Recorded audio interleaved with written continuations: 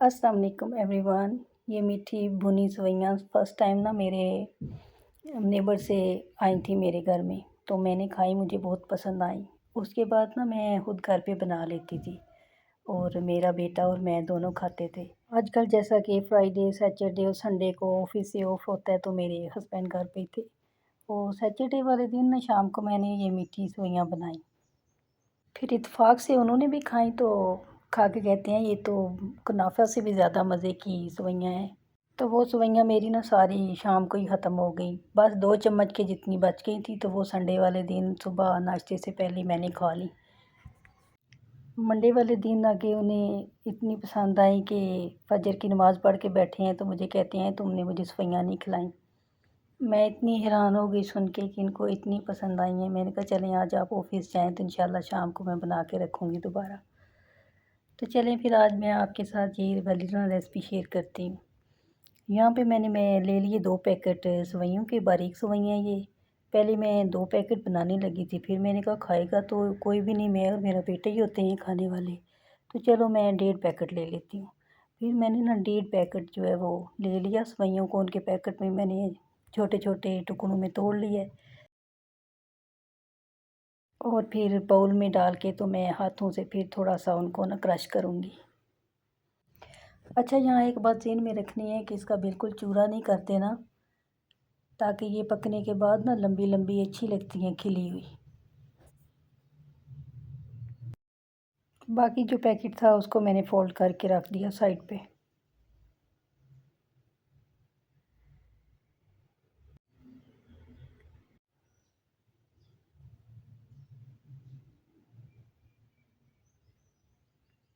अब एक कढ़ाई को चूल्हे पे चढ़ा के तो उसमें आधा कप कुकिंग ऑयल का शामिल करना है।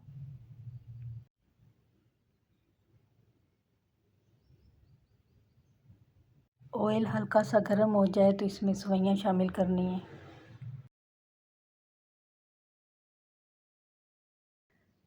और इन्हें ना चमचे से घुमाना है, भूनना है इनको। ये लकड़ी का स्पून लिया था मैंने, तो इससे ये मूव नहीं हो रही थी सही तरह से। फिर मैंने ये चिमटा ले लिया। यहाँ पे ना चिमटे के साथ ये बड़ी आसानी से मूव कर रही थी।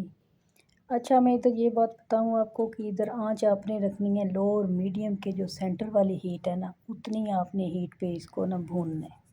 इससे ज़्यादा अगर आपने हीट रखी इसकी, तो ये फ़ौरन जल जाएंगी, क्योंकि ये ऑयल के अंदर है। अच्छा, इधर मैंने चीनी ले ली है, इलायची पाउडर और कुछ पिस्ते पड़े हुए थे मेरे पास, और पानी की ज़रूरत पड़ेगी। ये चीज़ें मैंने अपने पास रख ली। इधर सेवइयाँ भूनते हुए मुझे 10 मिनट हो चुके थे। इनका कलर लाइट ब्राउन चेंज हो चुका था। अब मैंने इसमें आधा कप चीनी शामिल किया और आधा टीस्पून इलायची पाउडर, और 2 मिनट तक इसको घुमा लेना। स्पून मैं लकड़ी का यूज़ कर रही थी, मैं भूल गई थी, फिर मैंने चिमटा ले लिया।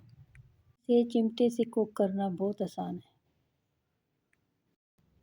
अच्छा, इधर पिस्ते पड़े हुए थे, तो 2 मिनट उसको चीनी को भूनने के बाद मैंने पिस्ता शामिल कर दिए।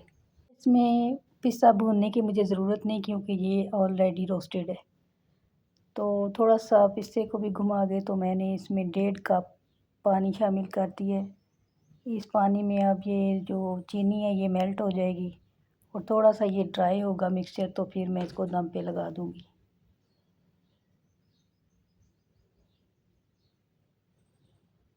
10 मिनट दम पे रखना है इसको, तो उसके बाद इसको खोलना है।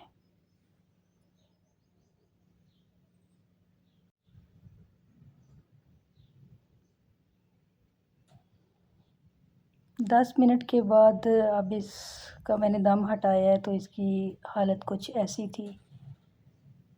सेवइयाँ ना चीनी की वजह से ना पैंदे के साथ चिपकी हुई थी, तो फिर मैंने चिमटे के साथ ही इसको उखाड़े थोड़ा-थोड़ा करके।